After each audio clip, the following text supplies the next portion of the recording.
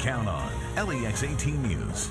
Senate Minority Leader Mitch McConnell has beaten his Tea Party challenger Matt Bevin in a race that's garnered attention all across the country. Mayor Jim Gray and former police chief Anthony Beatty will go head-to-head in November's race to be Lexington's leader. And police say just moments after picking a flower, a young Scott County girl stepped in front of a car as her mother watched helplessly. LEX-18 News at 11 starts now. Good evening, I'm Kevin Christopher. And I'm Nancy Cox. Thanks for joining us at 11. Some expected Senate Minority Leader Mitch McConnell to face one of his toughest primary challenges ever, but he was able to land the Republican nomination by a wide margin. Take a look at the numbers and you'll see what we're talking about. 60% of the vote went to the incumbent senior senator from Kentucky, almost 2-1 over his challenger, Matt Bevin. Brianna Gilroy's in Louisville with more about Mitch McConnell's victory. Not long after the polls closed tonight, organizations began declaring Senator Mitch McConnell the winner of the primary race. It's not much of a surprise for McConnell supporters, as polls showed early on that the five-time incumbent would have a strong victory over Louisville businessman Matt Bevin.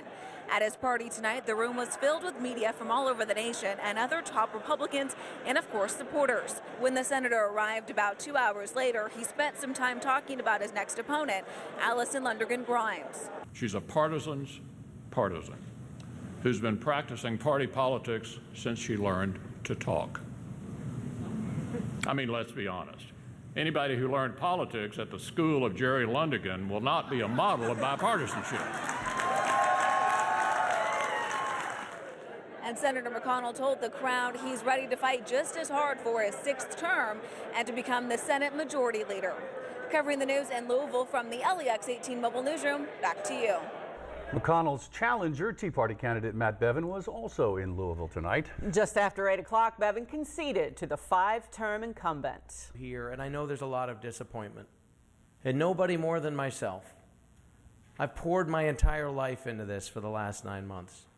I've given it everything that I have within me, and I've been blessed by the fact that so many of you, including those behind me on this stage, have done the exact same thing. But I'm asking you tonight, take the higher road. Take the higher road as we leave here. No surprise, he'll be running against Senator McConnell this fall. Democrat Allison Lundergan Grimes handily won her primary. Take a look at these numbers, pretty staggering. 77% of the vote, more than 300,000 votes for the Secretary of State. LEX-18's Lee Searcy has a wrap-up of a Senate race that's already getting heated.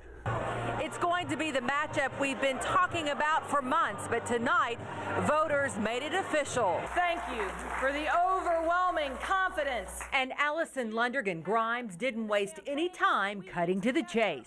Senator McConnell, this race is between you and me. Grimes rolled past her challengers in the primary. Now it's on to the big race against 5-term incumbent Senator Mitch McConnell, whom Grimes called Senator Gridlock. Polls show the two in a dead heat, so get ready. The real rumble is officially on. He claims that Kentucky will be lost if we trade in his seat for a Kentucky woman who he believes will sit on the back bench. Well, I'm here to tell you tonight, my fellow Kentuckians, I am not an empty dress, I am not a rubber stamp, and I am not a cheerleader. I am a strong Kentucky woman who is an independent thinker. So the fighting words have already started. Tomorrow morning, Grimes will unveil a brand new commercial, the first of many to come. Covering the news in Lexington from the LEX-18 Mobile Newsroom, back to you. So, as expected, it's one of Washington's most powerful Republicans against Kentucky's Secretary of State. McConnell versus Grimes. It could be the most expensive Senate race in history, one the whole country will be watching. Our political analyst Bob Babbage is here. And Bob, let's begin with what both campaigns have to focus on now. What do they have to do beginning tomorrow? Well, campaigning is selling, Nancy, and if you didn't get a vote tonight, you've got to figure out why they weren't buying and get to that market, put a message together that people can accept. For the Republicans, it's family unity, pulling that GOP back together that's been so united for so long, especially behind McConnell. For Allison Lundergan Grimes, it's a different story. She's got a big base and a lot of momentum and had a big night. Now she has to move toward November. For the last year, it's been all about November of 14. It's set up. It's going to be a barn burner. It's going to be an expensive race and one to remember. This fall will be history. Bob, as you watch the entire political landscape across the Commonwealth unfold tonight, anything surprise you? Probably the surprise was no surprises. Very much the polling was right. The predictions were right. The pundits who said McConnell would win this easily were correct, even though there were doubters out there. Same for some of the local races that were a little bit of an exception, different places, but still you could sense that momentum, those moves out there, and it pretty much adds up the way it should add up based on what everybody said ahead of time. Now for the fall, after all these polls showing a dead heat, it's a big deal. Kentucky is a great big deal with a possible presidential candidate, a big Senate race, a governor's race coming on the heels of this race, in fact, overlapping. It sure is. Bob Babbage, thanks so much for joining us tonight. We will see you again in November. Thank you. All right.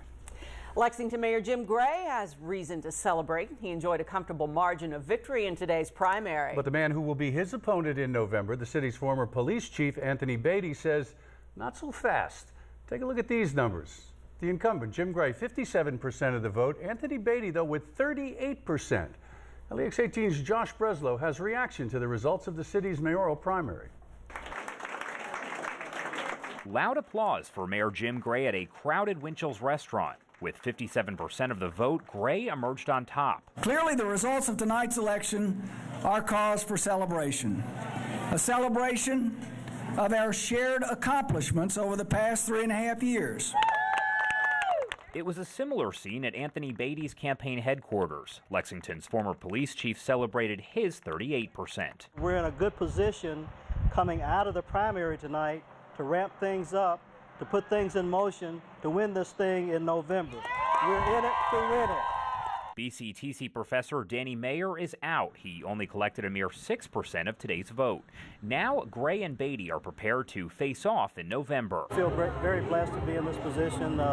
Very first political campaign, but certainly had a lot of people working hard behind the scenes and some segments of the community that believe in our message. We've got another 4, 5, 6 months ahead of us and a runoff. So we got to stick at it, stay at it, and that's what we'll do. Covering the race for mayor in Lexington, Josh Breslow, LEX-18 News. Some very familiar names advanced in Lexington's council-at-large race. 6 candidates moving on to November. Former council member Richard Maloney, incumbent Steve Kay, 6th District Council member Kevin Stennett, former council member Bill Segelka, pastor and business owner Chris Logan, and Fayette County Judge Executive John Larson. The top 3 get seats for at-large council in the fall, and the top vote getter will be the vice mayor. LEX-18's complete Election Day coverage continues online, so you can track the results of your local and state elections on LEX18.com.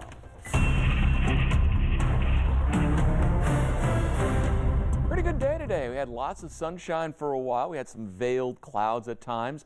Got windy, but the most important thing, it got warm today, and that's what felt good.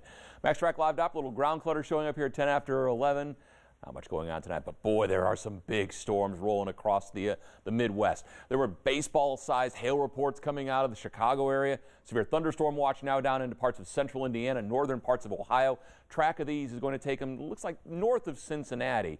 But what will happen with these storms is they'll set out what's called an outflow boundary. Essentially, when those storms die, that's the piece that gets left over.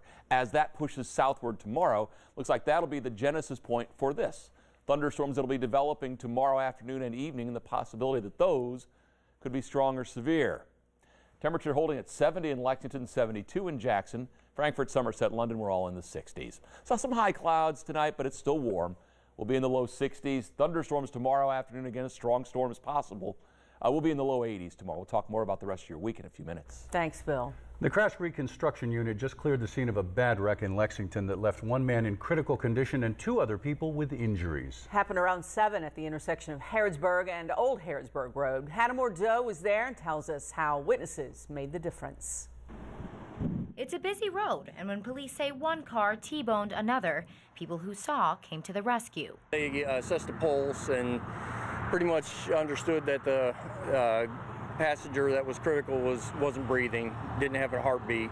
Firefighters say at least one passerby was a doctor and helped the man riding in this gold car, who is now in critical condition.